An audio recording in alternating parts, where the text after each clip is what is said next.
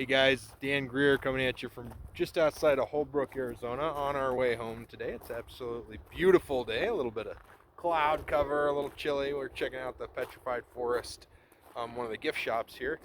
And just want to take a few seconds to talk just a little bit about trusting yourself and never giving up. And so one of the things that happened today is we're cruising home and we're literally, I don't know if you've ever been in Arizona, but we were outside of Winbrook on our way to Globe. So we'd left Tucson. We were like 2 hours away from Tucson, 45 minutes away from Globe. Globe was the next biggest town. There was like nothing in Globe.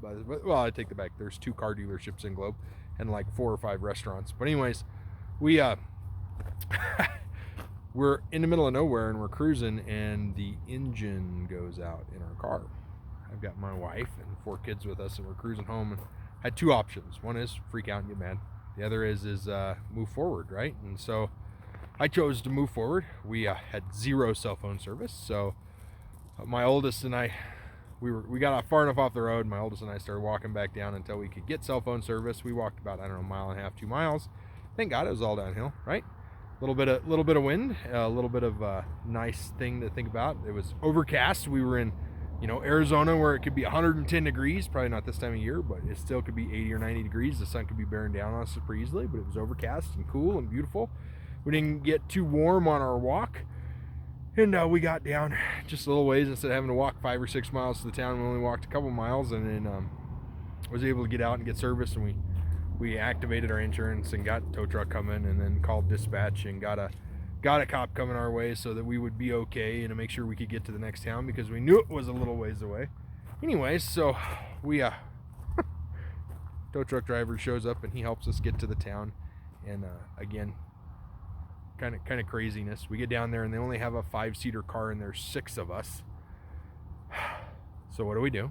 We figure out how to make it work, and we get to where there's a 6-seater car, and then we swap cars again so that we can go home. And I guess now we're 3/4 of the way home. Knock on petrified wood, because that's where we are.